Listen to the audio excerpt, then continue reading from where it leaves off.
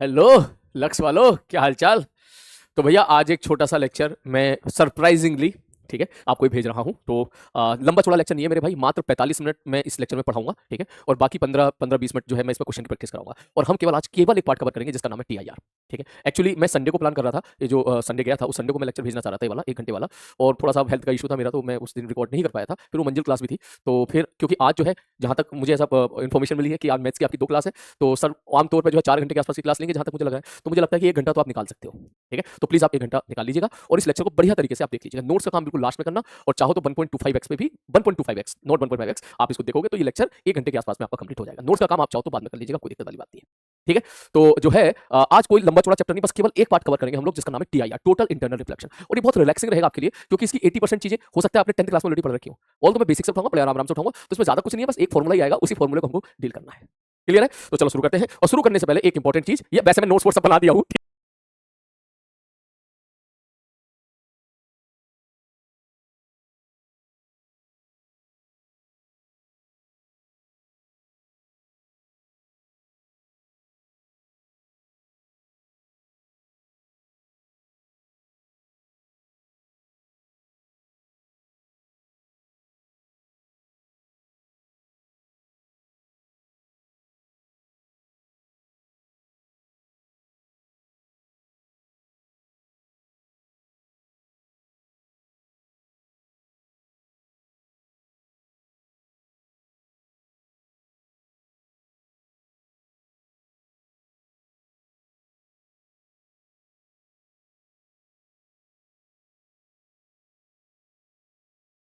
है।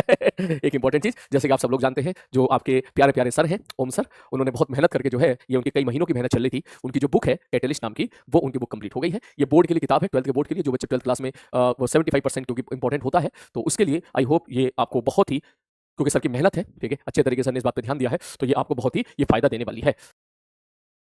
तो इसमें जैसे कि सर ने काफी मेहनत करी है किताब में, जैसे कि देख के लग रहा है कि most relevant board level problems आपको देखने के लिए मिलेंगे। कुछ और क्वेश्चंस भी देखने पड़ेंगे सीबीएसई के पीवाईक्यू, जो कि बहुत जरूरी होते हैं। पीवाईक्यू से एक बार देखना, पीवाईक्यू का आइडिया लग जाता है आपको किस प्रकार से क्वेश्चन पूछे गए हैं। तो ये सारी चीजें अगर आपको एक जगह मिल जा रही है तो ये बहुत अच्छी बात है ना। आपको इधर उधर भटकने की जरूरत नहीं है। आपको अगर सारी थ्योरी, सारे पीवाईक्यू, सारे एक्सपेक्टेड क्वेश्चंस और जो है मोस्ट रेलेवेंट जो प्रॉब्लम्स हैं, एनसीईआरटी बेस्ड नोट्स, क्योंकि एनसीईआरटी पर ही बेस्ड हमारे बोर्ड के क्वेश्चन पूछे जाते हैं, तो अगर सारी चीजें एक जगह मिल जाती है तो ये बहुत ही अच्छी बात है। आपको फिर उधर भटकने की जरूरत नहीं है। ऑल तो मैंने देखा है सर को मेहनत करते हुए, सर ने खूब इसमें मेहनत की है, और 5-6 महीने की मेहनत थी सर की, जो फाइनली कंप्लीट हो गई है। तो इससे रिगार्डिंग, इसके बुक से रिगार्डिंग, आई थिंक ये बुक अमेजॉन फ्लिपकार्ट दोनों पे आ गई है, और हम अपने पीडब्ल्यू स्टोर पे भी आ गई है। पीडब्ल्यू स्टोर जो होता है, तो वहां से आप लोग इसका लाभ उठा सकते हैं, ठीक। तो चलो फिर शुरू करते हैं इसके बाद अगला पोर्शन, हमारा पार्ट जिसका नाम है टीआईआर। चलो तो चलते हैं अपने एक बहुत ही इंटरेस्टिंग आर्टिकल की तरफ, बहुत ही मजेदार आर्टिकल की तरफ। कौन सा आर्टिकल सर? मगर सपोज एग्जांपल के तौर पे मैं आपसे बोलूं कि ये एक मीडियम है जिसका रिफ्रैक्टिव इंडेक्स म्यू1 है, और ये दूसरा मीडियम है जिसका रिफ्रैक्टिव इंडेक्स म्यू2 है। मैंने बोला भाई साहब ये टेंसर मीडियम है, ये रेयर मीडियम है, इसका मतलब मैंने आपको एक गिवन कर दिया है कि म्यू1 इज ग्रेटर देन म्यू2 है। ठीक है सर, ओके। मैंने यहाँ से लाइट रे भेजी, ठीक है सर, लाइट रे भेजी, एंगल ऑफ इंसिडेंस आई था, और ये मैंने नॉर्मल ड्रॉ कर दिया। तो अब अगर मैं आपसे बोलूं कि भाई साहब लाइट रे डेंसर से रेयर मीडियम में जा रही है, ठीक, इसका मतलब इसका जो बिहेवियर होगा, बोले सर अगर मैं लाइन खींचूं तो लाइट बिल्कुल ऐसे सीधी जाना चाहती है, ऐसे जाना चाहती है। मैंने कहा ठीक है, लेकिन जा किधर से किधर रही है? बोले डेंसर से रेयर मीडियम जा रही है, और डेंसर से रेयर मीडियम अगर जाती है तो लाइट अवे फ्रॉम नॉर्मल हो जाती है। सर ये है हमारा नॉर्मल, इसका मतलब जो लाइट रे होगी वो क्या होगी सर? अवे फ्रॉम नॉर्मल का मतलब कुछ इस प्रकार से ऐसे दूर बेंड हो जाएगी। मैंने कहा ठीक है भाई साहब, ओके। तो सपोज ये वाला एंगल आई है, और ये वाला एंगल मैं थोड़ी देर के लिए बोल दूं कितना है मेरे भाई, आर है, तो क्या मैं यहां से लिख सकता हूं कि सर स्नेल्स लॉ कहता है म्यू1 साइन आई बराबर म्यू2 साइन आर। ये है क्लियर बंधु भाई साहब? क्या हो जाएगा मेरे भाई? म्यू1 साइन आई बराबर क्या हो जाएगा? म्यू2 साइन आर। कोई बड़ी बात नहीं है, स्नेल्स लॉ चुपचाप हमने स्नेल्स लॉ लगा दिया। बोले ठीक है सर। मतलब इसमें अगर मैं खेलूं, ठीक है, ध्यान से सुनना, मैथमेटिकली अगर मैं खेलूं, बोले क्या खेलूं? मतलब अगर मैं ऐसा कह दूं कि इफ, ध्यान से समझना कि इफ, अगर मैंने एंगल ऑफ इंसिडेंस बढ़ाया, ठीक है सर, एंगल ऑफ इंसिडेंस बढ़ाया, एंगल आई मैंने बढ़ाया, तो भैया मैथमेटिक्स साफ साफ कह रही है म्यू1 म्यू2 तरफ फिक्स है, अगर आई बढ़ाओगे तो इसका मतलब आर क्या होता चला जाएगा मेरे भाई? आर बढ़ता चला जाएगा। बोले यस सर, आर बढ़ता चला जाएगा। तो अगर इसको मैं नेक्स्ट पेज पे दिखाऊं, ध्यान से सुनना, बोले सर एंगल ऑफ इंसिडेंस बढ़ाया तो आर बढ़ता चला जाएगा, इसका मतलब अगर मैं ऐसा बोलूं, पहले तो इसका रंग मैं वही कर देता हूं, यही वाला कर देता हूं सेम, ये वाला हो गया कि सर हमने पहले लाइट ऐसे भेजी थी तो ऐसे चलेगी। अब अगर मैं अगली लाइट भेजूं, जो मैं सपोज भेज रहा हूं यहां से गुलाबी रंग की, जैसा एंगल ऑफ इंसिडेंस मैंने बढ़ा दिया, तो एंगल ऑफ इंसिडेंस बढ़ा दिया तो आर भी बढ़ जाएगा। आर बढ़ने का मतलब जो लाइट ऐसे जा रही है तो उसका आर और ज्यादा हो जाएगा, इसका मतलब लाइट अब कुछ ऐसे निकल जाएगी, लाइक दिस। मैंने कहा ठीक है भैया, बिल्कुल सही बात है। तो लाइट जाना कैसे जा रही थी? बोले लाइट जाना तो सीधी जा रही थी, मगर भैया डेंसर से रेयर, अवे फ्रॉम नॉर्मल के फंडे से वो ऐसे क्या हो गई भाई साहब? वो और डेविएट हो गई है। ठीक है, ओके। ठीक, मैंने आई और बढ़ाया तो आर और बढ़ेगा, मैंने आई की वैल्यू और कर दी भाई साहब, सपोज मैंने इस कलर से ले लिया, मैंने आई और बढ़ाया तो आर तेरा और बढ़ जाएगा, जितना ज्यादा, क्योंकि आर किसके साथ एंगल है, आर नॉर्मल के साथ एंगल है, जितना ज्यादा आई आप बढ़ाते जाओगे उस हिसाब से आर भी बढ़ता चला जाएगा। आर बढ़ने का मतलब क्या हो गया कि लाइट रे नॉर्मल से उतनी दूर होती चली जाएगी। तो एक केस हमको ऐसा भी तो देखने को मिलेगा ना कि सर, एक केस तो हमको ऐसा भी देखने के लिए मिलेगा, बोले सर मैंने एंगल आई इतना कर दिया, इतना कर दिया, इतना कर दिया, मतलब कितना कर कि सर एंगल आर बिल्कुल 90 डिग्री हो गया। एक केस भी तो पॉसिबल है, ठीक, एक केस ये भी तो पॉसिबल है, अगर मैं बीच की थोड़ी सी रे मिटा दूं, ये वाली लाइट मिटा दूं, तो सर ऐसा भी तो पॉसिबल है ना कि सर आपने लाइट रे को भेजा भेजा और सर एंगल आर बराबर क्या मिल गया हमको, 90 मिल गया। इसका मतलब क्या हुआ, बोले सर इसका मतलब लाइट रे बिल्कुल इस दिशा ऐसे भेजेगी आपने, ऐसे ऐसे ऐसे ऐसे, तो लाइट रे बिल्कुल ऐसे निकल गई। मैंने कहा ठीक है, अगर केवल इस डायग्राम को मैं अलग से दिखाऊं, ध्यान से देखना, केवल इस डायग्राम को ही मैं एक बार फिर से अलग से दिखाने की कोशिश करूं, तो कुछ ये कंडीशन हो रही है, ये वाली कंडीशन कि मैं ये वाली लाइट रे को सबको मिटा देता हूं, इन सबको मिटा देता हूं, कुछ कहानी कुछ हमारी ऐसी होगी कि हमने लाइट रे को ऐसे भेजा तो एक पर्टिकुलर एंगल तो ऐसा जरूर आएगा थीटा, जिसके बाद क्या, जिसपे क्या होगा सर एंगल आर हमको क्या मिल गया, 90 डिग्री मिल गया। कोई बात नहीं, कोई नई बात नहीं, सब कोई चल रही है, स्नेल स्लो चल रहा है, लेकिन हमने ऑब्जर्व किया, बोले क्या ऑब्जर्व किया, बोले सर इफ इसके बाद अगर हमने एंगल ऑफ इंसिडेंस को बढ़ाया, इसके बाद अगर हमने एंगल ऑफ इंसिडेंस को बढ़ाया, इसके बाद यहां तक तो ठीक है भाई साहब, इसके बाद अगर हमने एंगल ऑफ इंसिडेंस को बढ़ाया तो हमने ऑब्जर्व किया कि भाई साहब ये जो भाई साहब सेपरेटिंग मीडियम है, ये बिहेव करने लगा बिल्कुल मिरर की तरह। कैसे बिहेव करने लगा भाई साहब, बिल्कुल मिरर की तरह। बोले बिल्कुल मिरर की तरह बिहेव करने का मतलब, मैंने कहा भैया लिखना मत, नोट्स में अपने हिसाब से लिखूंगा, थोड़ी देर बता दूंगा सब कैसे कैसे लिखना। मैंने कहा बिल्कुल मिरर की तरफ का मतलब ये हो गया है कि सर किसी एक एंगल ऑफ इंसिडेंस पर, तो हमने ये देखा कि सपोज आपने लाइट को यहां पर भेजा तो भाई साहब लाइट बिल्कुल 90 डिग्री पे निकल गई, ऐसे ऐसे ऐसे, ये एंगल कितना हो गया मेरे भाई, 90 डिग्री हो गया। ठीक है सर, ये वाला एंगल कितना था, सपोज थीटा था किसी एक पर्टिकुलर एंगल पर, ठीक है सर। अब हमने देखा कि फर्दर एंगल अगर अपन बढ़ाएंगे, फर्दर एंगल बढ़ाने का मतलब शुरू में ये कहानी थी, आई बढ़ाया आर बढ़ा, आई और बढ़ाया आर और बढ़ा, आर बढ़ते बढ़ते बढ़ते बढ़ते बढ़ते बढ़ते बढ़ते कितना हो गया भाई साहब, आर बढ़ते बढ़ते कितना हो गया भाई साहब, 90 हो गया। इसके बाद अगर मैंने आई और थोड़ा सा भी बढ़ाया, थोड़ा सा बढ़ाने का मतलब हो गया कि सर मैंने थोड़ा सा भी यहां से जो है सपोज आई की वैल्यू को बढ़ाया, तो हमने देखा कि दिस सिस्टम, ये वाला सिस्टम मतलब ये जो सेपरेटिंग मीडियम है, इसने बिहेव करना शुरू कर दिया मिरर की तरीके से, मिरर की तरीके से मतलब लाइट हो गई भाई साहब सेम मीडियम में टकरा के लौट के वापस आ गई। आपने लाइट को ऐसे भेजा ऐसे भेजा ऐसे भेजा, तो लौट के ऐसे आ गई ऐसे आ गई ऐसे आ गई ऐसे आ गई, टकरा के वापस आ गई, टोटली का मतलब है पूरी तरीके से लौट के वापस आ गई। इस फिनोमिना को हम लोग बोल देते हैं टोटल इंटरनल रिफ्लेक्शन। आसान मारी है, क्लियर है। टोटल का मतलब पूरा का मतलब 100%, इंटरनल मतलब सारी कहानी अंदर की हो रही है, इधर की रिफ्लेक्शन मतलब sir this whole system, this whole mirror, ये सिस्टम मतलब ये रिफ्रैक्टिंग सेपरेटिंग, ये वाला जो लाइन है ये बिहेव करने लगेगी एक तरीके से मिरर की तरीके, जैसे कि सच्ची मुच्ची का मिरर रखा हो। कब बोले वो तब होगा जब हमने जब एंगल ऑफ इंसिडेंस थीटा से ज्यादा रखा, तो वो एंगल ऑफ इंसिडेंस जिस पर जिस पर एंगल आर 90 बना या 90 मिला, उस एंगल ऑफ इंसिडेंस को हम लोगों ने बोला थीटा सी बोले तो क्रिटिकल एंगल। आसान मारिए, इसका मतलब ये जो मैंने थीटा लिखा था ना, ये कायदे में थीटा नहीं था, ये कायदे में हमको इसको लिखना चाहिए अच्छे से, क्या, थीटा सी। तो थीटा सी मतलब वो एंगल ऑफ इंसिडेंस जिस पर अगर आप लाइट रे को भेजोगे, कब, जब डेंसर से रेयर मीडियम में जा रही है, ये बहुत इंपॉर्टेंट है, denser to rare, only in the case of denser to rare, तो भाई साहब एंगल आर हमको कितना मिलेगा, 90 मिलेगा। अब इसके बाद अगर मैं ऐसा बोलूं कि if i is greater than theta c, तो हमने ऑब्जर्व किया कि क्या ऑब्जर्व होगा, टी आई आर। मतलब टी आई आर का मतलब क्या हो गया, मतलब पूरी की पूरी लाइट रिफ्लेक्ट होकर वापस आ जाएगी, and this separating medium is behaving like a mirror, behaving like. और सर ये बताओ सर, अगर आई की वैल्यू थीटा सी से कम है तो क्या होगा, मतलब आई की वैल्यू थीटा सी से कम है तो हमने देखा ही था, थीटा सी से कम तो प्योरली एकदम रिफ्रैक्शन हो रहा था। इसका मतलब आप सीधा बोलोगे, बोले सर यहां पर क्या हो जाएगा, सर रिफ्रैक्शन होगा, कोई दिक्कत नहीं है। और सर आई की वैल्यू थीटा सी से ज्यादा हो जाएगा, थीटा सी के बराबर हो जाएगा, तो फिर क्या होगा, मैंने कहा एंगल आर की वैल्यू हम लोग 90 डिग्री बोल देंगे, अभी भी रिफ्रैक्शन ही बोलेंगे, रिफ्रैक्शन हुआ है और एंगल आर की वैल्यू कितनी हो जाएगी मेरे भाई, 90 डिग्री हो जाएगी। तो इसी को बोलते हैं टीआईआर। 10th क्लास में 8वीं क्लास में खूब चीजें हम लोग ये पढ़ा करते थे, ठीक है, और जो है खूब सारी वीडियोस आपको देखने के लिए मिल जाएगी, लेकिन हमारे लिए इंपॉर्टेंट है सवाल बनाना, क्वेश्चन बनाना, क्वेश्चन कैसे पूछे जाएंगे वो हमारे लिए इंपॉर्टेंट है। आसान मारिए, तो पहले मैं काम करता हूं, तुम्हारे लिए नोट्स का काम करता हूं यहाँ पर, ठीक है, और उसके बाद फिर हम चीज को आगे बढ़ाते हैं, अभी कुछ मत लिखना, ठीक। सबसे पहले ये सब लिख लो, स्क्रीन पॉज करके, इस थीटा सी को लिख लो, थीटा सी क्रिटिकल एंगल, ये जरूर लिखना कि ये डेंसर मीडियम है और ये रेयर मीडियम है, ठीक है।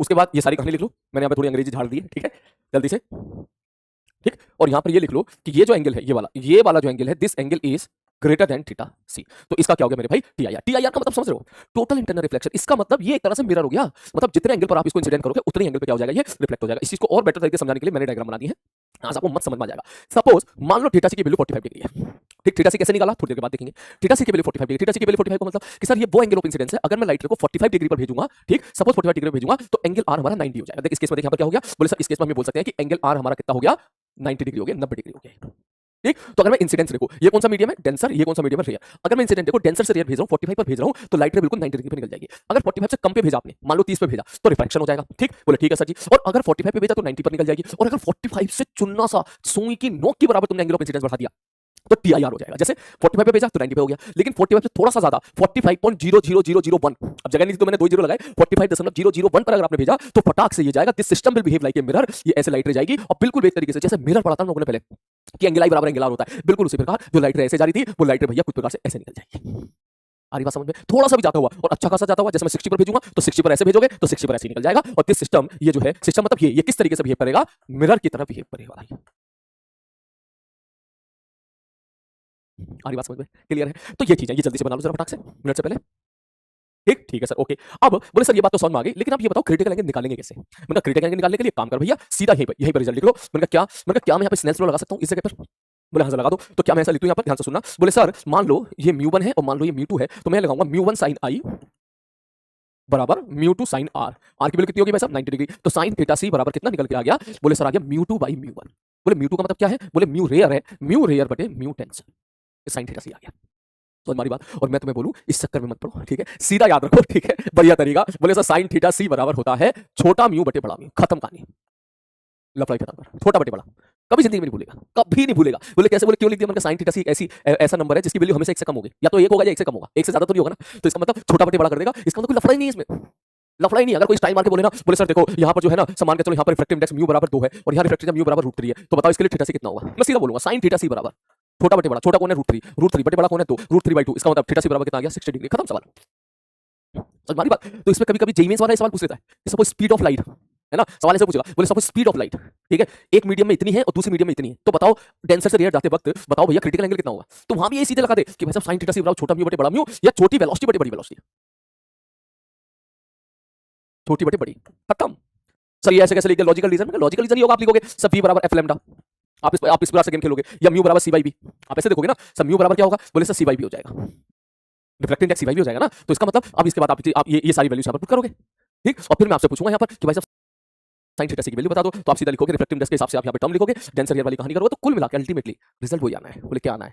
ठीक, मैंने कहा भैया रिजल्ट वही आना है जो मैंने आपको बताया, क्या? छोटी वेलोसिटी बटे बड़ी वेलोसिटी। अब इसमें मत समझना कि सर ये उल्टा हो रहा है, नहीं, उल्टा नहीं हो रहा है, उल्टा नहीं हो रहा है। अगर आप सही से सॉल्व करोगे तो देखो आप ऐसे लिखोगे सर साइन थीटा सी बराबर क्या लिखा हम लोगों ने यहाँ पर? सर साइन थीटा से हमने लिखा म्यू, ध्यान से देखना, सर म्यू1 बाय सर म्यू2 बाई म्यू1 है, ठीक? तो आप ये लिखोगे म्यू2 बाई म्यू1, म्यू बराबर क्या होता है? c बाई बी होता है। तो इसका मतलब ये क्या आ जाएगा? ये आ जाएगा v1 बाई v2, ठीक? अभी लिख दिया तूने v1 बाई 2, अब तू भाई ये बता यहाँ पर क्या है? सर यहाँ पर म्यू1 क्या है? ज्यादा है। तो अगर म्यू1 बड़ा है म्यू2 से, अगर म्यू1 बड़ा है म्यू2 से, जिसका म्यू बड़ा उसकी वेलोसिटी छोटी है, तो क्या v1 लेस देन हो जाएगा v2 से?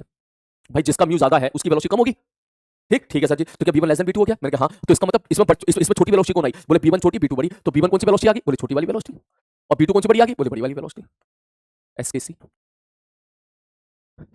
चक्कर में नहीं पड़ना है, ठीक है? जैसे सवाल देख, जैसे क्वेश्चन ऐसा पूछा जाता है, बोले सर 2 मीडियम है, बोले ठीक है भाई 2 मीडियम है। बोले सर जहां पर 2 मीडियम है और एक मीडियम में वेलोसिटी उसने दी थी 3 × 10⁸ है, या सॉरी 2 × 10⁸ है, मैंने कहा ठीक है, और एक में दी थी 1.5 × 10⁸ है, वेलोसिटी दी थी 2 मीडियम में। तो बताओ इस पूरे सिस्टम का क्रिटिकल एंगल कितना होगा? मैं कहूंगा यार छोटी बटे बड़ी कर दे, खत्म कर दे, 1.5/2 2 × 10⁸ sin थीटा सी बराबर इतना निकल गया, सॉल्व कर ले, जो भी आंसर आएगा that will be the critical angle, ठीक? क्या ये अभी हमारा मुद्दा नहीं है क्योंकि बहुत छोटी सी चीज है। तो आई होप आपको इसे समझ में आई होगी, साइन थीटा सी बराबर छोटा म्यू बटे बड़ा म्यू। तो यहां से हम लोग साइन थीटा सी वगैरह निकालते हैं। तो अभी काम करो जल्दी से, कहां पे पहुंचे हम लोग भाई साहब? हम पहुंचे यहां पर। आई होप आपने ये वाली सारी चीजें आपने लिख ली होगी, ठीक है सर, ये वाली चीज अभी आपने लिख ली होगी, क्लियर है? चलो तो एक छोटा सा सवाल कर लेते हैं, सपोज तुम्हारी थोड़ा अंडरस्टैंडिंग को बेटर बनाने के लिए, कि सपोज मैं आपसे थीटा सी पूछूं, मैं कह दूं भाई यहां म्यू बराबर है √2 और यहां म्यू बराबर है 1। थीटा सी अगर मैं पूछूंगा तो आप सीधा बोलोगे कि साइन थीटा सी बराबर हो जाएगा छोटा म्यू बटे बड़ा म्यू, थीटा सी बराबर क्या हो जाएगा? 45 डिग्री। इसका मतलब क्या हुआ? इसका मतलब ये हुआ कि लाइट रे जो आप यहाँ 45 डिग्री पे भेजोगे वो बिल्कुल ऐसे 90 डिग्री पर निकल जाएगी, और 45 से थोड़ा सा भी आपने ज्यादा भेजा तो क्या होगा भाई साहब? फिर उसका TIR हो जाएगा, और ये जो लाइन है ये कैसे बिहेव करेगी मेरे भाई? बिल्कुल मिरर की तरह बिहेव करेगी। आ रही बात समझ में? ठीक है सर, ओके। अब इसमें मजा आता है जब हम लोग डेविएशन के साथ खेलते हैं। बोले डेविएशन के साथ मतलब, मगर अगर मैं यहाँ बोलूं इस केस में क्या है? I is less then theta सी है, तो क्या यहाँ पे क्या हुआ है? बोले यहाँ रिफ्रैक्शन हुआ है।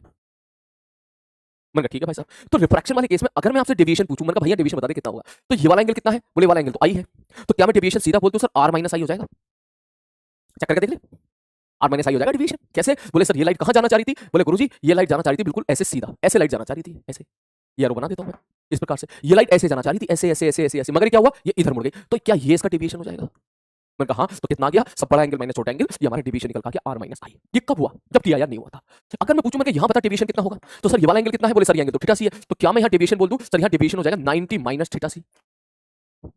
ऑब्वियसली थीटा सी क्यों? बोले सर यही तो थीटा सी है, ये वाला एंगल क्या है? बोले सर यही एंगल तो थीटा सी है ना। मैं इसको अलग पीस पे दिखा देता हूँ, ठीक है, रुक जा, अब ये सब मिटा देता हूँ मैं, 30 30 45 डिग्री, ठीक है, ये 45 डिग्री बार मिटा देता हूँ, बस इतना ही बहुत है। ठीक, बोले सर ये लाइट रे बिल्कुल सीधा ऐसे जाना चाह रही थी।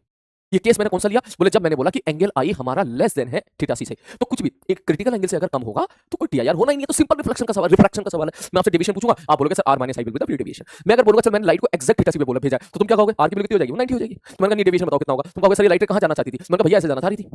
बोले ठीक है सर, तो डेविएशन क्या हो जाएगा? बोले ये हो जाएगा डेविएशन। कितना हो जाएगा सर? ये हो जाएगा सर 90 माइनस थीटा सी। 90 माइनस थीटा सी क्यों? बोले ये थीटा सी है तो ये भी थीटा सी हो जाएगा, और ये दोनों एंगल 90 है और ये एंगल थीटा सी है। 90 माइनस थीटा सी बराबर ये वाला एंगल आ गया डेविएशन। मैंने कहा ठीक। मैंने कहा लेकिन अगर मैं इस वाले केस में बात करूं, इस वाले केस में बोले सर यहां पे जो एंगल आई है, ये एंगल आई है, ये तो एंगल आई हो गया सर, ये जो एंगल आई है अगर थीटा सी से ज्यादा हुआ, थोड़ा सा भी ज्यादा क्यों ना हो, ठीक, तो इसका मतलब हमने यहां पर ऑब्जर्व किया यहां क्या होगा मेरे भाई? टीआईआर होगा। और टीआईआर होगा तो ये कैसे बिहेव करेगा? बोले it will behave like a mirror. और अगर ये मिरर की तरह बिहेव करेगा तो मैं आपसे पूछूं भैया डिवीजन बताओ कितना होगा? तो मिरर के केस में याद कर, अब तो इसका रिफ्लेक्शन हो गया, और रिफ्लेक्शन हो जाया करता था तो हम लोग क्या बोला करते थे सर? डिवीजन क्या होता था सर? 180 माइनस 2i, ये डिवीजन हुआ करता था। आ रही बात समझ में? तो यहां पर अगर अपन डिवीजन देखें तो डिवीजन ने फंक्शन बदल दिया। यहां फंक्शन r माइनस आई चल रहा है और यहां फंक्शन क्या चल रहा है? 180 माइनस 2i चल रहा है। अगर मैं आपसे यहां पूछूं, मैं यहां में आई बढ़ाता चला जा रहा हूं, आई बढ़ाता चला जा रहा हूं, आई बढ़ाता चला जा रहा हूं, तो आप बोलोगे सर यहां से डिवीजन आप देख सकते हो क्या होगा? और अगर मैं यहां पर बोलूं कि आई बढ़ाता चला जा रहा हूं, तो आप देख सकते हो कि यहां पर डिवीजन का फंक्शन कुछ और होगा। तो हमारे सामने फिर यहां पर सवाल बनते हैं आपके किसके? सर हमें बता दो डिवीजन वर्सेस आई का ग्राफ कैसे बनेगा? समझ में आ रही बात कि सर हमें तो बता दो डिवीजन वर्सेस आई का ग्राफ कैसे बनेगा? तो अगला मैं लिखता हूं graph between deviation versus I. कि सर आप तो इसमें ये बता दो कि सपोज एग्जांपल के तौर पे मैं ऐसा बोलूं, ये नॉर्मल है, ये रिफ्लेक्टिंग मीडियम है, ये नॉर्मल वाली लाइन है भाई साहब, और हमने भाई साहब लाइट रे को ऐसे आई पर भेज दिया। ये ले, अगर लाइट रे को ऐसे आई पर भेजा है और मैं चाहता हूं कि अब इसका डिवीजन का ग्राफ बताओ, एंगल आर का नहीं डिवीजन का ग्राफ बताओ। तो केस नंबर 1 सर जी देखो, अगर मैं बोलूं पहला केस कि अगर आई लेस देन थीटा सी है, तो हमने देखा हमारे पास होगा रिफ्रैक्शन। मन ठीक है भाई साहब, रिफ्रैक्शन होगा तो हम लिखेंगे म्यू1 sin i बराबर म्यू2 sin r। हमने बोला ठीक है भाई साहब ओके। बोले सर हमें ग्राफ किसका चाहिए? मतलब भाई साहब हमको ग्राफ चाहिए डेविएशन वर्सेस आई का। तो सर यहाँ डेविएशन कितना होता है? मतलब यहाँ पे डेविएशन होगा r माइनस आई। डिवीजन कितना होगा भाई साहब? r माइनस आई। बोले सर r कैसे निकालें? मैंने कहा भाई साहब अब तो तू एक काम कर, अगर मैं यहाँ से r पूछूं, ठीक, तो क्या मैं यहाँ से लिख सकता हूँ इस जगह से sin r बराबर निकल के आ जाएगा म्यू1 बाई म्यू2 इंटू साइन आई। मैं कहा ठीक है, तो r बराबर क्या हो जाएगा? बोले साइन इनवर्स गुड़ गुड़ गुड़ गुड़ गुड़ गुड़ गुड़ म्यू1 बाई म्यू2 इंटू साइन आई। सर ये आ गया सर ये r आ गया, और r की वैल्यू अगर मैं यहाँ पर कर दूंगा तो डिवीजन बराबर कितना आ जाएगा? सर डिवीजन बराबर आ जाएगा सर ये एंगल r माइनस आई। तो अब अगर मैं आपसे बोलूं कि मैंने कहा भाई तेरे को क्या चाहिए? बोले गुरुजी हमको चाहिए ग्राफ। मैंने कहा ये ले फंक्शन पता कर लिया, ये प्लॉट कर ले। तुम कहोगे सर ये क्या बात होगी सर, ये फंक्शन कैसे प्लॉट करें हम लोग? साइन इनवर्स के अंदर साइन घुसा पड़ा है और उसके बाद माइनस आई है? तो आपको सर कैसे प्लॉट करेंगे? आप खुद ही बताओ, ऐसा कैसे प्लॉट करेंगे? सर आप क्या कह रहे हो? साइन इनवर्स में मैथमेटिक्स में साइन इनवर्स का ग्राफ आधे बच्चों को याद नहीं होगा कैसे होता है। उसके अंदर आप इसके अंदर साइन पेल दियो और घटा के माइनस आई कर दियो। इसका मतलब जाहिर सी बात है आम सवाल तो नहीं है ये। मैंने कहा हाँ भाई साहब, तो मैंने कहा तो फिर जैसा मैं बता रहा हूँ फिर वैसा मान ले। ठीक है, या तो तू एक काम करो, ठीक है, फंक्शन कोई भी अगर आपके पास ऐसा टूल है, सॉफ्टवेयर का टूल है, उस टूल में आप यहाँ पे रख दो y और यहाँ पे रख दो x और यहाँ पे रख दो x। तो या तो आप एक काम करो, इसको जो है उस टूल से एप्लीकेशन से इसको जो है पता लगा लो क्या कैसा ग्राफ होगा, या फिर एक काम करो आई की वैल्यू रखते चले जाओ, कैलकुलेटर निकालो और डिवीजन निकालते चले जाओ। समझ हमारी बात? ठीक है, तो चुपचाप जो है पहले आई की वैल्यू देखो 10 डिग्री, फिर डिवीजन निकालो, फिर 11 डिग्री, फिर डिवीजन निकालो, फिर 12 डिग्री, फिर डिवीजन निकालो। जब ये कुटर पुटर करोगे तो आपको जो ग्राफ देखने के लिए मिलता है वो ग्राफ देखने के लिए मिलता है कुछ ऐसा, इस प्रकार का। और याद रखने का भी तरीका थोड़ा आसान है, क्योंकि साइन इनवर्स है ना, तो कुछ इस प्रकार का नीचे जाएगा। लेकिन ये केवल कब तक है? ये तब तक है जब थीटा सी से कम है। थीटा सी से कम है, दैट मींस मैं यहां पर एक टर्म ले लेता हूं, थीटा सी की लाइन खींच लेता हूं पतली सी। बोले सर ये अगर मैं थीटा सी की लाइन खींच लेता हूं ऐसे, तो सर थीटा सी से कम पर है, ऐसे। मैंने कहा ठीक है भाई साहब, ये थीटा सी वाली लाइन हो गई। जब आई की वैल्यू थीटा, अब मैं आपसे पूछूं, मैंने कहा जब आई की वैल्यू थीटा सी होगी तब डेविएशन कितना होगा? मैंने कहा तब डेविएशन हम यहां देख चुके थे, सब 90 माइनस थीटा सी हो जाएगा। इसका मतलब इस जगह पे ये आ जाएगा 90 माइनस थीटा सी। मैंने कहा बराबर है, कोई दिक्कत वाली बात नहीं। बोले सर इसके बाद, ये तो सर ठीक है सर, ये तो समझ में आ गया सर, कोई दिक्कत वाली बात नहीं है। मैंने कहा इसके बाद अगर मैं बोलूं सर उसके बाद क्या होगा? थीटा सी तो समझ में आ गया, तो मैंने कहा अगर हम बात करें कि if angle i is greater than theta c, तो जैसे ही आप थीटा सी से ज्यादा रखोगे थोड़ा सा भी एंगल, तो टीआईआर हो जाएगा। और अगर टीआईआर हो गया तो आप सीधी सी बात बोलोगे, बोले सर इस केस में डेविएशन क्या होगा? बोले 180 माइनस 2i। 180 माइनस 2i का मतलब क्या हो गया? बोले सर 180 माइनस 2i का मतलब हो गया है कि सर ये जो ग्राफ है ये बिल्कुल आपका नेगेटिव स्लोप का स्ट्रेट लाइन वाला ग्राफ बन गया। आप चेक करके देखो 180 माइनस 2 y बराबर माइनस mx प्लस c, तो सर नेगेटिव स्लोप का ग्राफ बन गया। समझ हमारी बात? ये ऐसा ग्राफ हो गया जिसका स्लोप -2 है।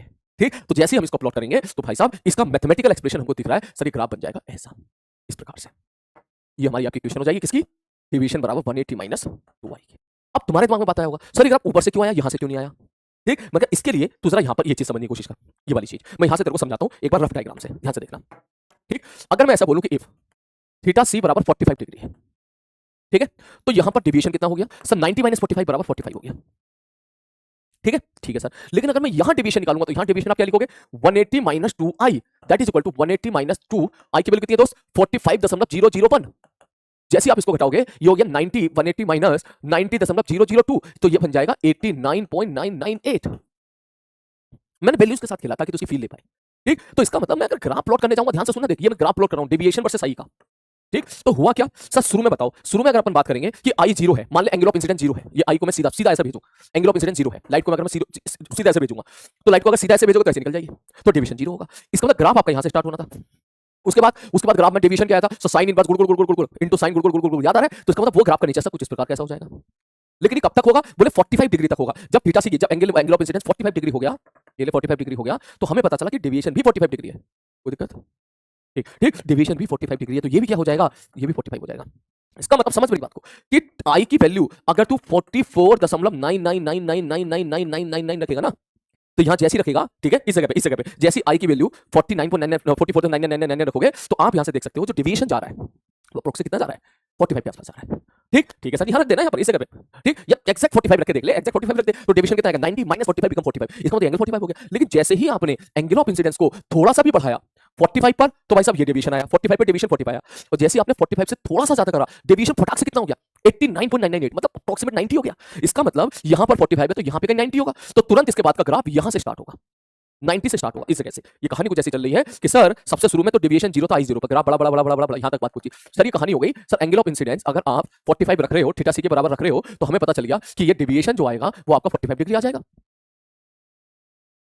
और जैसे ही आपने एंगल ऑफ इंसिडेंस 45 से थोड़ा सा आगे रखा, 45 से थोड़ा सा आगे रखने को समझ रहे हो कि अगर मैं यहां पर एक वर्टिकल लाइन खींच दूं, ऐसी ये वर्टिकल लाइन खींच दूं और इसको मैं जूम करूं, जूम जूम, ये ले जूम कर दिया मैंने इसको। ठीक, जैसे ही आपने एंगल ऑफ इंसिडेंस यहां पे थोड़ा सा भी आपने यहां पे रखा, इस जगह पे रखा, ये कौन सी वैल्यू होगी, ये वैल्यू होगी 45.001। और ये कौन सी वैल्यू थी, ये वाली कौन सी वैल्यू थी, बोले वाली वैल्यू थी 45। जैसे आपने थोड़ा सा आगे रखा, फटाक से इस जगह पे डेविएशन कितना मिला, 89.99992। आ रही बात समझ में? तो इसका मतलब ये हुआ कि अगर मैं इसको जूम आउट करूं वापस, तो आप ये चीज नोट कर पा रहे हो कि सर थोड़ा सा आगे जाने पे ये डेविएशन 45 नहीं मिला, ये अप्रोक्सीमेटली आपको 90 मिला। मतलब अगर 90 वाली लाइन में खींच देता हूं, तो हमको इस वाली लाइन पर, ये वाली जो लाइन मैंने थोड़ी सी आगे खींची ना, ये वाली लाइन थोड़ी सी जो आगे लाइन खींची है, इस पर हमारा ग्राफ कहां से स्टार्ट होगा, सर ये ग्राफ स्टार्ट होगा सर यहां से स्टार्ट होगा। ठीक, फटाक से एकदम। और उसके बाद बोले सर उसके बाद तो हम देख चुके हैं sir, straight line 180 minus 2i है, इसका मतलब इसके बाद का जो ग्राफ बनेगा भाई वो हमारा ग्राफ कुछ ऐसे बन जाए।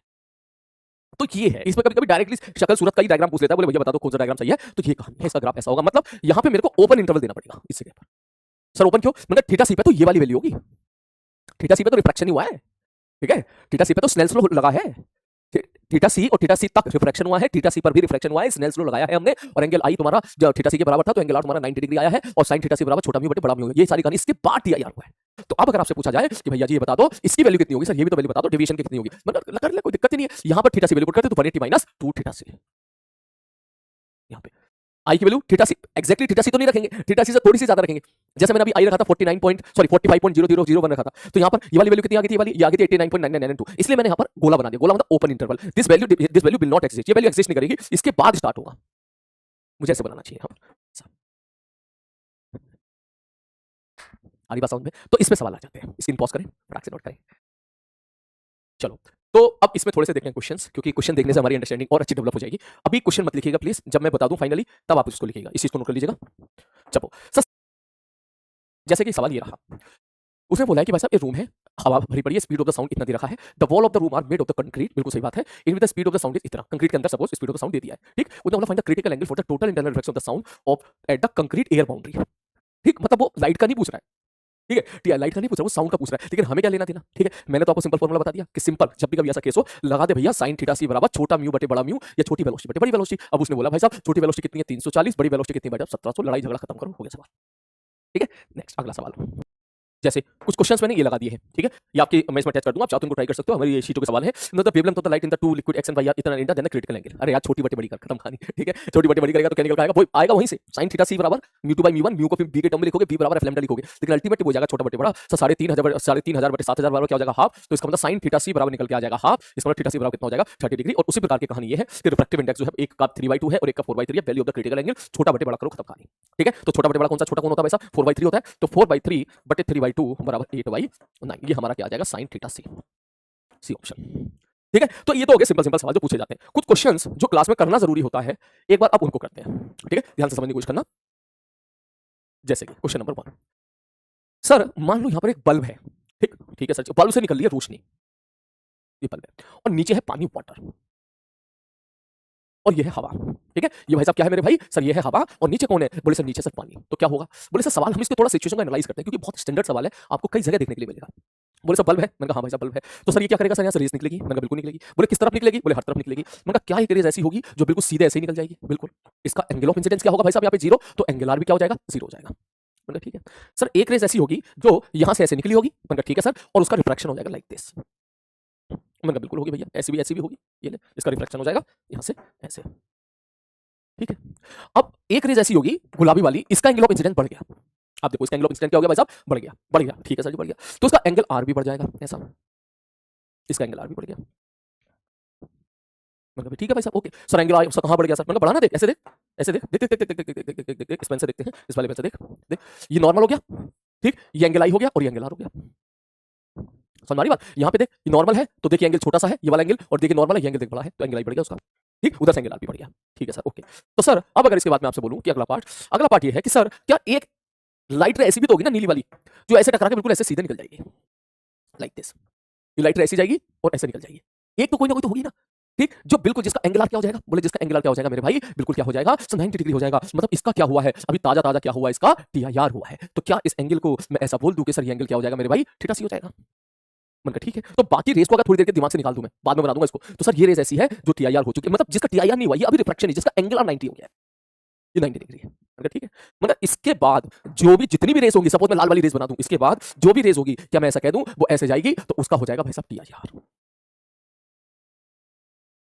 ठीक है सर, ये ऐसा इधर होगा या ऐसा इधर भी होगा? बोले सर ये तो ऐसा तो हर जगह होगा सर, इस तरफ भी होगा सर। ठीक, इस तरफ भी होगा, ये तो इस तरफ क्या चारों तरफ होगा भाई साहब ये। ठीक, बोले सर ऐसे एक नीली लाइट रे ऐसे भी होगी जो ऐसे निकलेगी इस प्रकार से। ठीक, इतनी ही डिस्टेंस दूरी पर, और वो भाई साहब ऐसे निकल जाएगी, ऐसे जाएगी और ऐसे निकल जाएगी। और इसके बाद जो भी लाइट रे जाएगी, सपोज लाल वाली लाइट रे है, उसके साथ क्या होगा? बोले सर लाल वाली लाइट रे जाएगी और उसके साथ क्या हो जाएगा सर? वो टीआईआर हो जाएगा। ठीक, और ये म्यू कितना है? मैंने कहा भाई साहब म्यू कितना? भाई साहब म्यू कितना है? वो नीचे, तो नीचे है पानी। आप ऐसा ज़ूम करो, नीचे पानी है, हमने बल्ब जला दिया, और ऊपर हवा है, और हमने देखा कि बल्ब से ऐसे रोशनी निकली। अब ये रोशनी केवल ऐसा नहीं है कि केवल ये दो नीली वाली लाइट रे का ही टीआईआर होगा, ऐसा थोड़ा है। अगर मैं बल्ब रख दूं नीचे और ऊपर से देख रहा हूं, तो देख लाइट रे तो ऐसे आएगी ना निकल के, कैसे आएगी? ऐसे, इस प्रकार से ऐसे आएगी। देख यहाँ बल्ब है यहाँ पे, तो एक लाइट रे ऐसे जाएगी, ठीक, जो ऐसे निकल जाएगी। एक लाइट रे ऐसे जाएगी तो ऐसे निकल जाएगी। मैं इससे दिखाता हूँ डंडे से। दूसरा डंडा कहाँ है? ये रहा। ठीक, देख एक लाइट रे ऐसे आएगी, ठीक, जिसका जो एंगल आर ऐसे निकल जाएगी। एक लाइट उधर आएगी जिसका एंगल आर ऐसे निकल जाएगी तेरी तरफ। एक लाइट इधर जाएगी जिसका एंगल आर उधर हो जाएगी ऐसी तरफ। एक लाइट ऐसे निकलेगी जिसका एंगल आर ऐसे 90 डिग्री हो जाएगा। मतलब इस प्रकार से अगर आप नोटिस करें, इस प्रकार से यहाँ पे केस हो रहा होगा। दैट मींस आप ये मत समझिएगा कि यहाँ पे दो लाइन है ऐसी, तो भाई साहब चारों तरफ आपको लाइन देखने के लिए मिल रही होगी।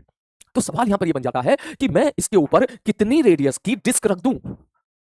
समझ मारिए, सवाल ये आ जाता है कितनी रेडियस की मैं इसके ऊपर क्या रख दूं मेरे भाई? डिस्क रख दूं कि लाइट रे बाहर ही ना आए। तो तू कहेगा कि सर देखो इस नीली वाली लाइट रे के बाद जितनी लाइट है वो सारी की सारी रिफ्लेक्ट होकर वापस आ गई है मीडियम में। इस नीली वाली रे से पहले की जितनी लाइट रे होंगी, सपोज मैं यहाँ पे गुलाबी वाली बना दूं, सर ये लाइट रे बाहर ऐसे जा रही है। तो अगर मैंने यहाँ पर इस आर रेडियस की डिस्क रख दी, इसलिए ये अगर आर है, ठीक, मैंने अगर नीली वाली, इन दोनों नीली वाली के बीच में अगर आर रेडियस की डिस्क रख दी, इसमें कुछ भी लाइट रे बाहर नहीं जाएगी, वो सारी की सारी एक डिस्क से टकरा के ब्लॉक हो जाएगी। डिस्क से टकरा के ब्लॉक होगी, ठीक, और डिस्क के बाद वाली जो रेस है उन सब पर टीआईआर हो गया। इसका मतलब कोई भी लाइट निकल के नहीं आएगी। तो मैं सवाल यह पूछ सकता हूं कि find the value of R, find the radius of disc so that no ray comes out, कोई भी रे बाहर ना आए। समझ मारी बात? इस सवाल में, सवाल बेसिकली ये हो गया, इस क्वेश्चन ये वाला क्वेश्चन, ठीक, बोले ठीक है सर कोई भी रे बाहर ना आए। तो कहेगा सर यार निकाल लो बस। अब यार कैसे निकाले? बोलकर सर इसके लिए थोड़ी देर के लाल वाली भूल जाओ, ये वाली लाल वाली डायग्राम को भूल जाता हूं मैं। सर अगर ये एंगल थीटा सी है तो क्या ये वाला एंगल भी थीटा सी हो जाएगा? मैंने कहा हाँ। तो सर मैं क्या ऐसा लिख दूं sin थीटा सी, हमको पता है तो क्रिटिकल एंगल है। सर ये क्या है? a और ये क्या है? √2। सर ये आ जाएगा 1/√2। sin थीटा सी बराबर छोटा म्यू बटे बड़ा म्यू। अच्छा इसका मतलब थीटा सी बराबर क्या हो गया? बोले सर थीटा सी बराबर हो गया 45 डिग्री। तो अगर मैं यहां से tan थीटा सी का फॉर्मूला लगाऊं, tan थीटा सी बराबर क्या होता है? सब परपेंडिकुलर अपॉन बेस। परपेंडिकुलर कितना है? r। बेस कितना है सर? ये h। ये h की वैल्यू मैं कह देता हूं 2 मीटर है, r/h। इसका मतलब tan 45 बराबर r/2 मीटर। r बराबर निकल के आ जाएगा 2 मीटर। आपसे ये पूछ सकता है कि भैया बता दो इसकी रेडियस कितनी होनी चाहिए? इसकी रेडियस, जिसकी रेडियस या इसका एरिया कितना होना चाहिए? ठीक, तो आई होप यहां से आप क्वेश्चन को कर सकते हो। क्लियर है? क्वेश्चन को नोट कर लो पहला। उसी प्रकार एक दूसरा बढ़िया सवाल ये रहा। 2-3 सवाल आप देखो, ठीक है, ताकि आपको अंडरस्टैंडिंग डेवलप होगी कैसे हम लोग स्टेटमेंट लिखते हैं। क्वेश्चन ये है कि एक प्रिज्म है, ठीक है, प्रिज्म है या फिर ऐसे समझ लो भाई साहब एक ट्रायंगल शेप का इस प्रकार का चीज है, हमने यहाँ पे एंगल ऑफ इंसिडेंस फेंक के मारा है। ठीक है सर जी, ओके, मतलब प्रिज्म है मेरे पास लाइक दिस। ऑल्दो ये एंगल तो 60 डिग्री है, मान ले एक एंगल 90 डिग्री होता, ठीक, इस प्रकार की सिचुएशन है, इस प्रकार की, ठीक, ठीक है सर, ओके। ये वाला एंगल सपोज मैंने बोल दिया है, ये वाला एंगल, एक एंगल इसमें क्या दे दिया मैंने? 90 डिग्री दे दिया है, ये एंगल 90 डिग्री दे दिया। ठीक है, कोई बात नहीं। तो सर अब इसने सवाल पूछा कि find the value of theta, बोले थीटा की वैल्यू बताओ so that that ray will not get out from the slide AB. वो कह रहा है भाई साहब ये एबी लाइन है, इसके बाहर लाइट रे नहीं जानी चाहिए, इसके बाहर लाइट रे नहीं जानी चाहिए। इसको हम लोग प्रिज्म बोलते हैं, ठीक है। अगर प्रिज्म नहीं पड़ा तो कोई बात नहीं, बिना प्रिज्म के भी सॉल्व कर सकते हैं इसको, ठीक। ठीक है सर। तो सर कैसे करें? मैंने कहा भाई ये बता, ये थीटा है, बोले हाँ सर थीटा है, ये 90 होगा, उसने दे रखा 90, हाँ सर 90, तो ये क्या 90 माइनस थीटा हो गया? बोले हाँ सर 90 माइनस थीटा हो गया। तो मैं कहा क्या मैं ऐसा बोल दूं कि सर ये थीटा हो जाएगा? ऑब्वियसली, क्योंकि ये तो नॉर्मल है, ये नॉर्मल है। मैंने कहा ठीक है। तो लाइट रे गई अब यहाँ, अब इसके लिए ये चाहता है कि कोई भी रे ए बी सरफेस को बाहर ना निकाले, तो क्या मैं ऐसा बोल दूं कि जो भी थीटा है, ये थीटा किससे बड़ा हो जाए भाई साहब? थीटा सी से बड़ा हो जाए। समझ बात? अगर इसको मैं थोड़ा सा घुमा के तेरे को यहां से फील दे रहा हूं, मैं कहूं कि तू बस केवल इस पे फोकस कर, इस पे, कि हम चाहते हैं कि लाइट इधर ना जाए, इस तरफ नहीं जानी चाहिए। इसका मतलब ये जो एंगल ऑफ इंसिडेंस है, बाकी सबको भूल जा तू, बाकी सबको दिमाग से निकाल दे, ये सब हटा, सब दिमाग से हटा दे, ये ले, ये सब दिमाग से हटा दे। अब मैं तुझसे सवाल पूछूं, बता थीटा कितना हो कि कोई भी रे यहां ना जाए, तो तू क्या कहेगा? अरे सर अगर ये वाला थीटा हमारा किससे बड़ा हो गया सर? अगर सब क्रिटिकल एंगल से बड़ा हो गया तो इसका मतलब हमारा आंसर आ गया। मैंने कहा बस खत्म सवाल, बस आपको ये स्टेटमेंट लिखना है। अब अगर मैं आपसे बात करूं कि दोनों तरफ सपोज मैं साइन ले लूं कि sine theta must be greater than sine theta c, मैंने कहा ठीक है, sine theta should be greater than, तो साइन थीटा सी क्या होगा? साइन थीटा सी होता है छोटा म्यू बटे बड़ा म्यू। सर इधर कौन है? एयर है, तो इसका मतलब यहां म्यू 1 है और इसका म्यू रूट 2 है, ये आ जाएगा 1/√2। समझ मारिए, इसका मतलब सर ये 1/√2 का मतलब क्या होता है? 45 डिग्री। तो थीटा की वैल्यू क्या होनी चाहिए? बोले सर 45 डिग्री से ज्यादा होनी चाहिए।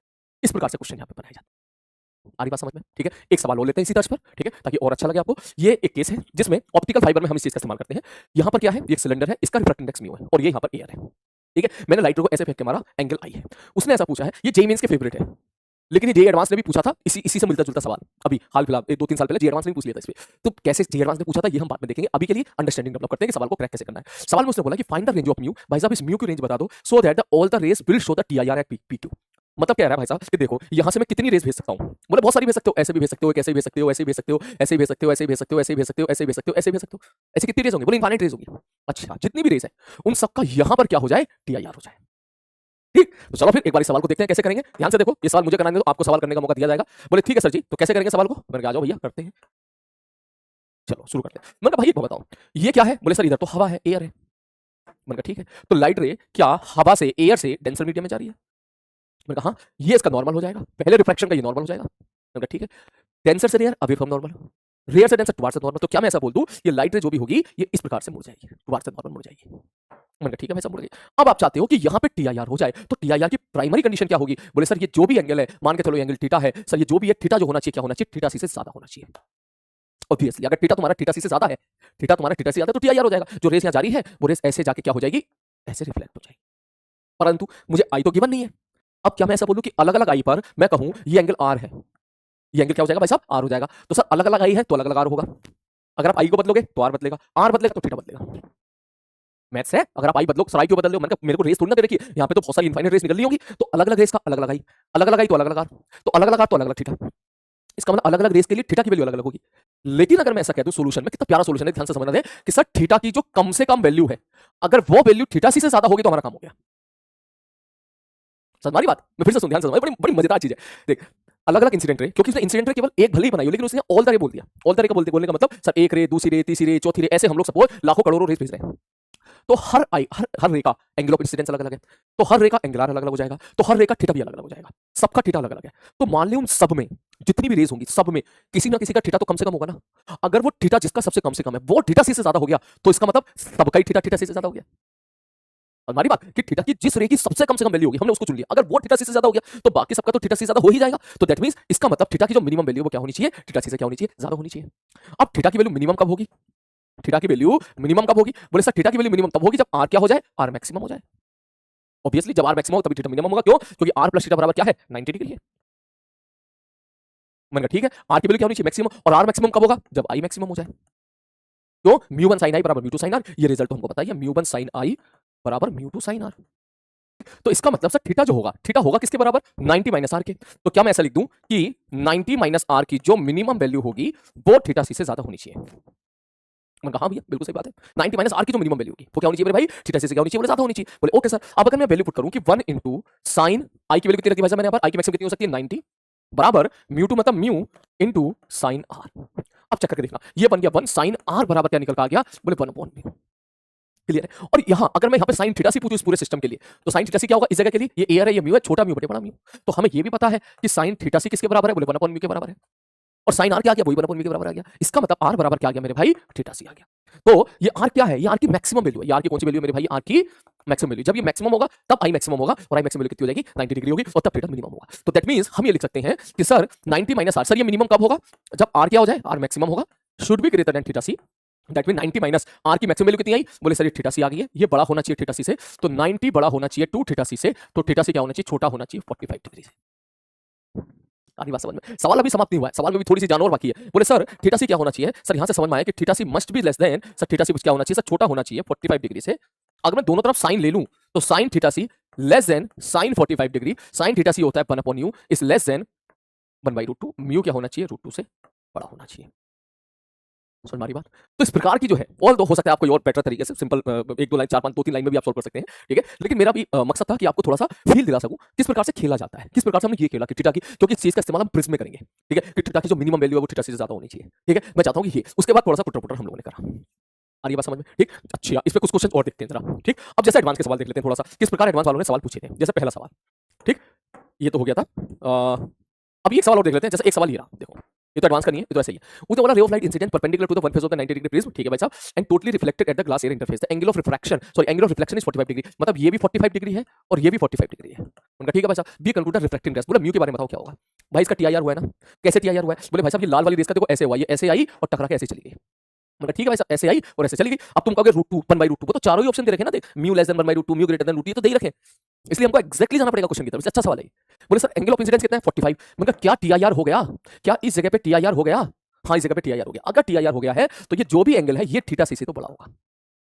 ऐसे सवाल उठते हैं, क्या यहाँ पे टीआईआर हो गया, लाइट रे जो सीधे ऐसे जाती टकरा के ऐसे चली गई, हाँ तो इसका मतलब यहाँ पे टीआईआर हो गया, तो ये एंगल ऑफ इंसिडेंस कितना 45, बोले ये तो थीटा सी से बड़ा होगा। अब दोनों तरफ साइन ले ले, साइन इंक्रीजिंग फंक्शन होता है इसलिए इक्वालिटी का साइन चेंज नहीं होगा। सर ये हो जाएगा 1/√2 ग्रेटर देन साइन थीटा सी। सर ये है सपोज म्यू और ये है एयर, उसने दे रखा है साइन थीटा सी छोटा म्यू बटे बड़ा म्यू, इसके बाद आप सॉल्व कर सकते हो। सर ये बड़ा है, इसका मतलब म्यू क्या होना चाहिए, बड़ा होना चाहिए √2 से, तो मतलब B option is the correct answer.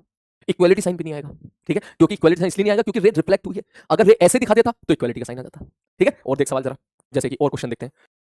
चलो एक सवाल और देखते हैं जी एडवांस का, ये रहा जो कि 2008 में पहले काफी पूछा गया था। उसने बोला कि लाइट रे को ऐसे भेजा है, यहाँ पे 4 स्लैब दे दिए एक तरह से पैरेलल दे रखा है सब, इसका सपोज रिफ्रैक्टिव इंडेक्स दे दिया n0, इसका n0/2, इसका n0/6 और इसका n0/8। उसने बोला कि यहाँ से हमने लाइट रे को फेंक के मारी है, तो बता दो थीटा की वैल्यू बता दो कि रे जो है fails to enter the region 4, ये रीजन 4 है कि रेस यहाँ पे ना पहुंचे, ठीक। तो सवाल बेसिकली अगर ध्यान से देखो तो मल्टीपल स्लैब का है, ठीक। आपको याद होगा, मान ले रेस यहाँ पहुंच गई होती है, यहाँ से ऐसे निकली होती, इस जगह से निकली होती ऐसे, तो ये एंगल कितना था भाई, तो सॉरी नॉर्मल के साथ सपोज एंगल कितना होता है, इसी एंगल को बोला करते थे हम लोग क्या, समान के, चलो इस एंगल को मैं थीटा टेस्ट करूं। तो आपको पैरेलल स्लैब याद होगा, पैरेलल स्लैब में क्या स्टेटमेंट जाता था, μ1 sin θ1 बराबर μ2 sin θ2 बराबर μ3 sin θ3 बराबर μ4 sin θ4, ठीक। तो क्या मैं यहां भी ऐसा लिख सकता हूं, सर μ1 sin θ1 बराबर μ2 sin θ2 बराबर μ3 sin θ3 बराबर μ4 sin θ4। मैंने कहा हाँ, बोले सर ये तो तब होता जब आपको रेस यहाँ पहुंचानी होती, वो तो कह रहा है कि पहुंचने नहीं देना है, तो इसका मतलब क्या मैं ऐसा बोल दूं कि सर कुछ ऐसा ऐसी चमत्कारी काम कर दो कि लाइट रे यहां से ऐसे निकल जाए, ऐसे इस प्रकार से निकल जाए ऐसे। अगर लाइट रे ऐसे छूते हुए निकल गई ऐसे, इसका मतलब यहाँ पे टीआईआर करा तो इस जगह पे, ठीक, या लाइट बिल्कुल ऐसे निकल जाए ऐसे, तो लाइट अगर हमने ऐसे निकाल दी इस प्रकार से तो आप यहां से भी उठा सकते हो। तो ठीक है सर, ये एंगल आर कितना हो जाना चाहिए, बोले 90 डिग्री हो जाना चाहिए। मतलब अगर मैंने वो थीटा निकाल लिया, ध्यान से सुनना, अगर मैंने वो थीटा निकाल लिया जिस पर ये आर 90 डिग्री हो गया तो मेरा काम हो गया, ठीक। उसके बाद मैं थोड़ा सा भी थीटा बढ़ाऊंगा, उसके बाद थोड़ा सा भी थीटा बढ़ाऊंगा तो इसका मतलब वो भी बढ़ जाएगा, फटाक से जो है वो बढ़ने की बजाय टीआईआर हो जाएगा, ठीक। तो मैं यहाँ पे क्या लिखूंगा, सर n0 sin थीटा बराबर μ4 कितना है सर जी, सर n0/8 और sin θ4 सर कितना हो गया, पर यही तो θ4 है, नॉर्मल के साथ जो एंगल होता था 90, इसका मतलब थीटा बराबर निकल के आ जाएगा sin इनवर्स 1/8। समझ मारी बात। तो ऐसे यहाँ पे क्वेश्चन दिए जाते हैं, बिलीव मी, बस कुछ चीजें हैं टीआईआर जो आपको पकड़नी है कि जो एंगल थीटा होना चाहिए वो थीटा से ज्यादा होना चाहिए, थोड़ा सा दिमाग लगाना होता है, कॉपी पे लिखने की इसको कोई जरूरत नहीं है।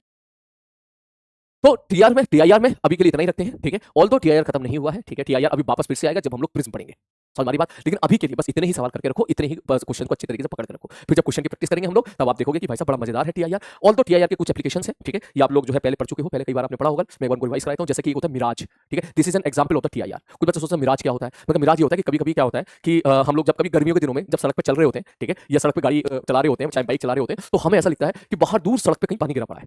आप नोटिस करना, कभी आपको जरूर दिखेगा, वो ऐसा लगा भाई पानी गिरा पड़ा है, ठीक। और जब वहां पहुंचते तो पता चला कि वो पानी नहीं है, ठीक है। तो फिर इस फिनोमेना को हम लोग क्या बोलते हैं, मिराज। मैं यहाँ पे थोड़ा सा डायग्राम लेके आया हूं, मैं आपको डायग्राम से दिखा देता हूं, ध्यान से देखो, ये वाला केस, इस प्रकार से हमको दिखता है, ठीक है, कि आप गाड़ी चला रहे हो, आपको लग रहा है वहाँ पे पानी है, और जब वहाँ जाकर देखते हो तो कुछ पानी मिलता ही नहीं है, ठीक। ये अक्सर जो है रेगिस्तान वाले एरिया में खासकर दिखाई देता है। रेगिस्तान वाले एरिया में जब ये देखिए, ये पानी वाला केस हो गया। इस प्रकार से आप गाड़ी चला रहे हो, आपको लगे वहाँ पानी है, लेकिन गए तो पानी नहीं था, ये खाली जगह थी ऐसे ही, ठीक। पानी है मतलब ऐसा लगता है जैसे कि वहाँ पे कोई शीशा वीशा रखा हो, प्लेन मिरर टाइप का रखा हो, ठीक। थोड़ा सा प्लेन में खराब है लेकिन प्लेन मिरर है, इस टाइप का दिखता है। ये अक्सर चीज हमको दिखाई देती है कहाँ पर भाई साहब, रेगिस्तान वाले एरिया में। और रेगिस्तान एरिया में अगर आप दूर से देखोगे तो आपको लगेगा भाई साहब ये ऊँट है और नीचे क्या है मेरे भाई, यहाँ पर पानी है, जबकि ऐसा पानी होता नहीं है।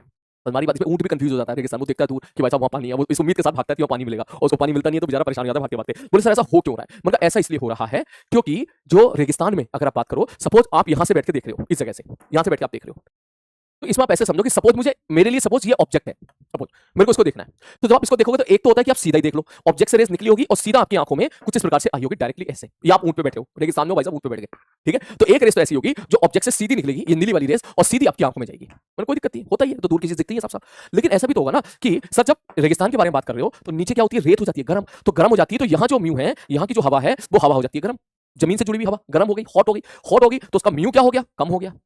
जैसे आप ऊपर जा रहे हो वो म्यू क्या होता चला जा रहा है, ज्यादा हो जा रहा है, मतलब ये डेंसर हो गया और ये रेयर मीडियम हो गया, मतलब जैसे जैसे आप ऊपर की तरफ जा रहे हो वैसे वैसे म्यू बढ़ता चला जा रहा है। तो जब एक ऐसा भी तो होगा ना कि ऑब्जेक्ट से रेस ऐसे निकली होगी, हर तरफ निकलेगी ना, ऐसे भी निकलेगी, ऐसे भी निकलेगी, ऐसे भी निकलेगी, तो जो नीचे की तरफ रेस जा रही होगी क्या वो डेंसर से रेयर मीडियम की तरफ जा रही है, तो डेंसर से रेयर मतलब अवे फ्रॉम नॉर्मल, इस प्रकार से मुड़ जाएगी, ठीक। उसी प्रकार से फिर से ये रेयर भले ही है लेकिन नीचे वाला तो और ज्यादा रेयर है, तो डेंसर से है अवे फ्रॉम नॉर्मल, तो इस प्रकार से रेस इस प्रकार से बेंड होते होते होते होते जब इसकी आंखों में रेस पहुंचती है तो उसको ऐसा लगता है कि रेस आ कहां से रही है, बोले यहां से आ रही है, तो उसको ऐसा लगता है जैसे कि पेड़ ऐसा नहीं है, पेड़ उल्टा है, ऑल तो इतना एग्जैक्ट डायग्राम नहीं दिखता है उसको, आदमी को इतना एग्जैक्ट नहीं दिखेगा, पेड़ उल्टा ही दिखा दे, उसे बस यहाँ ऐसा प्रतीत हो जाता है जैसा कि यहाँ पे मिरर रखा हुआ है, क्योंकि अगर मिरर रखा होता तो जैसे ऊपर ऑब्जेक्ट होती वैसी वो इमेज नीचे बना देता, उसलिए यहाँ पर उसको मिरर या फिर पानी जैसी चीजें दिखाई देती है, और ये जो पेड़ नीचे दिख रहा है इसकी इंटेंसिटी भले ही बहुत कम हो लेकिन उसको ऐसा ऐसा फील जरूर हो जाता है कि यहाँ पर क्या है, एक पानी वानी जैसी जगह है।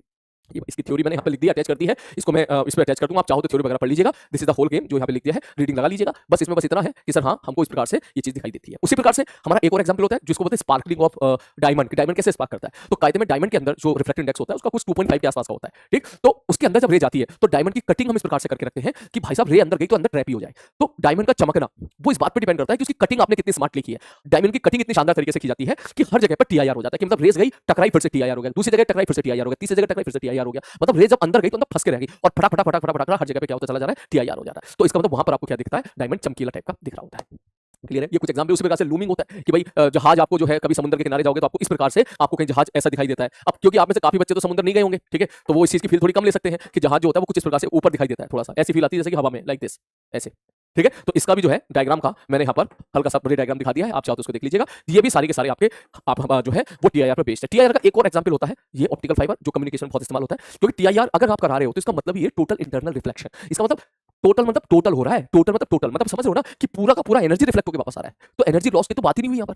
देख अगर टीआईआर नहीं होता तो ऐसे समझ, मान के चलो ये वाला एंगल मैंने थीटा दिया और ये थीटा जो है ना थीटा सी से कम है, अगर ये थीटा सी से कम है तो हम बोलते टीआईआर नहीं होगा, तो लेकिन यहाँ पे दो इवेंट होते हैं, पहला बोले सर रिफ्रैक्शन तो होगा ही होगा, रिफ्लेक्शन भी होता है, दोनों इवेंट होते हैं। आप ये मत समझना कि केवल लाइट रिफ्लेक्ट हो जाएगी, ये बात मैं पहले भी कई बार बता चुका हूं, रिफ्रैक्शन भी होता है रिफ्लेक्शन भी होता है, मतलब अगर मैं ऐसा बोलूं कि सर एग्जांपल के तौर पे मैंने लाइट को ऐसे भेजा तो डेंसर से रेयर जा रही है तो अवे फ्रॉम नॉर्मल ऐसे निकल जाएगी, ठीक है, मैंने कहा ठीक है, लेकिन रियलिटी में जरूरी नहीं ऐसा हो, जरूरी नहीं केवल यही मिले भैया, ये भी मिलेगी, भले ये कम हो, रिफ्लेक्शन भी होगा ही होगा, और ये रिफ्रैक्शन है, ये एंगल आर है, ये एंगल थीटा है, ये एंगल थीटा होगा, मतलब इंसिडेंट रे को अगर आपने भेजा है चाहे आप डेंसर से रेयर मीडियम में भेज रहे हो तो रिफ्लेक्शन तो होना ही होना है, रिफ्रैक्शन भी होना ही होना है, वो अलग बात है कि इसका परसेंटेज 99.999% हो जाए और इसका परसेंटेज 0.0001% हो जाए, ठीक। हाँ अगर ये थीटा सी से ज्यादा हो गया तो परफेक्टली टोटली रिफ्लेक्शन होता है, इसलिए वो टीआईआर कहला दिया जाता है।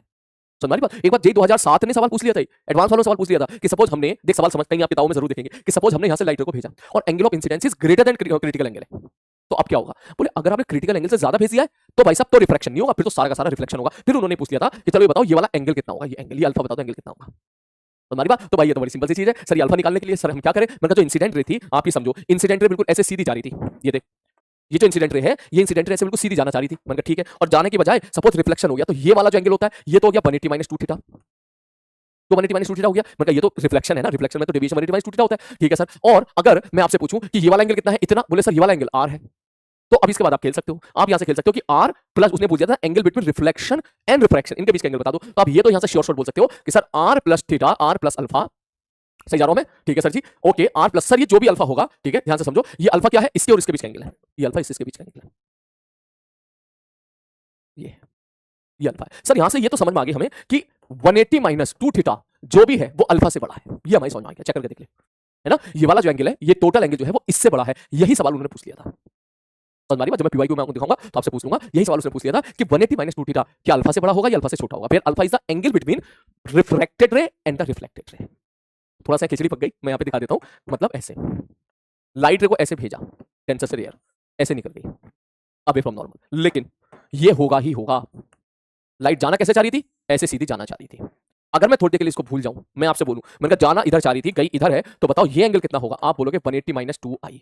अगर ये एंगल थीटा है तो डेविएशन जो हमने पढ़ा था, सिंगल रिफ्लेक्शन के द्वारा डेविएशन। लेकिन लाइट का रिफ्रैक्शन भी हुआ है, ऐसे रिफ्रैक्शन हुआ है, तो उन्होंने पूछ लिया कि ये पीली वाली और ये हरी वाली के बीच का एंगल बताओ कितना होगा? एंगल बताओ, इससे ज्यादा होगा, इससे कम होगा? तो आपको साफ साफ दिख रहा है sir, this angle 180 minus 2 theta is greater then alpha. जो बच्चे पीवाई क्यू लगाते हैं वो देख लीजिएगा, सी ऑप्शन, ये ऑप्शन दे रखा था उन्होंने। और हमारी बात तो हाँ, मुद्दे पे कहां थे हम लोग? तो जो ऑप्टिकल फाइबर है, ये जो ऑप्टिकल फाइबर है, इन पे भी ये यहाँ ये बेसिकली टीआईआर पे बेस्ड होते हैं। टोटल इंटरनल रिफ्लेक्शन, एनर्जी का कोई लॉस ही नहीं होता है। जैसे हमने टीआईआर वाला सवाल देखा था कि सर सपोज आपने एक बार सिग्नल को अंदर भेज दिया, एक बार आपने सिग्नल को अंदर भेज दिया, तो सर यहाँ पे हो गया टीआईआर, तो लाइट रे जाके टकराएगी यहाँ पर, या सिग्नल जाके टकराया यहाँ पर, फिर से टीआईआर हुआ, फिर इधर गया, एंड सो ऑन, ऐसे टीआईआर पे टीआईआर, टीआईआर पे टीआईआर हो जाते हैं। समझ में आ रही बात? मतलब अगर मैं इसको बड़ा सा डायग्राम बनाऊं ऐसा, ये सपोज आपका ऑप्टिकल फाइबर है, तो इसमें कुछ इस प्रकार की, यहाँ कुछ म्यू होगा, यहाँ कुछ म्यू होगा, इस प्रकार का जो है डायग्राम वगैरह होता है। तो कुल मिलाकर लाइट रे सपोज अंदर गई है या सिग्नल अंदर गया है, तो अगर ये टीआईआर हो गया तो यहाँ भी टीआईआर होगा, यहाँ भी टीआईआर होगा। इस प्रकार से हमारे अब टीआईआर हो रहा है, टोटल हो रहा है, टोटल इंटरनल रिफ्लेक्शन, एनर्जी का लॉस नहीं हो रहा है। मतलब जो भी सिग्नल आपने भेजा इसके अंदर लॉस नहीं हो रहा है वो। समझ में आ रही बात? तो ये इस चीज का इस्तेमाल होता है इस तरह के जो मेले में मिलते हैं ना, ठीक है, गुलदस्ते टाइप मिलते हैं, उनमें से छोटे छोटे वायर होते हैं, इस प्रकार का जो होता है, छोटे छोटे वायर होते हैं, नीचे लाइट जल रही होती है, और ये अलग अलग रंग के हमको छोटे छोटे छोटे छोटे क्यूट क्यूट से हमको जो है ये मेले में मिलता है यार, ठीक है। ये बेसिकली बेस्ड ऑन द क्या होता है मेरे भाई? टीआईआर होता है। तो भैया फाइनली ये चैप्टर अभी हम आर्टिकल यहीं पे होल्ड करके रखते हैं। टीआईआर अभी खत्म नहीं हुआ है, इसके बाद नेक्स्ट पार्ट में हम लोग पढ़ेंगे प्रिज्म, तो टीआईआर फिर वापस आएगा प्रिज्म में। आज की क्लास में जितना मैंने यहाँ पर चीजें थ्योरेटिकली आपको मैंने कराए, अगर वो आपको सबकी समझ में आ गए हैं तो बिल्कुल भी कंजूसी ना करें, नीचे कमेंट बॉक्स में टाइप करें। क्लियर है? और हाँ, एक बात और बेटा, टीआईआर का यूज होगा आगे प्रिज्म में, तो प्रिज्म में आपको आगे, इसलिए ये टीआईआर वाला लेक्चर अच्छे तरीके से अटेंड करना है। थ्योरेटिकल आपको अच्छे तरीके करना, कोई क्वेश्चन आपको मुश्किल लग सकता है, दैट्स अ डिफरेंट थिंग, कोई बात नहीं, क्वेश्चन आसान भी होते हैं, मुश्किल भी होते हैं, लेकिन जो थ्योरेटिकल वाला पार्ट है, अगर आपको क्लियर हो गया है किस प्रकार से टीआईआर की कंडीशन लिखनी है, तो नीचे कमेंट बॉक्स में टाइप करें, और फिर मिलते हैं कल की क्लास में। अपना ध्यान रखें, टेक केयर।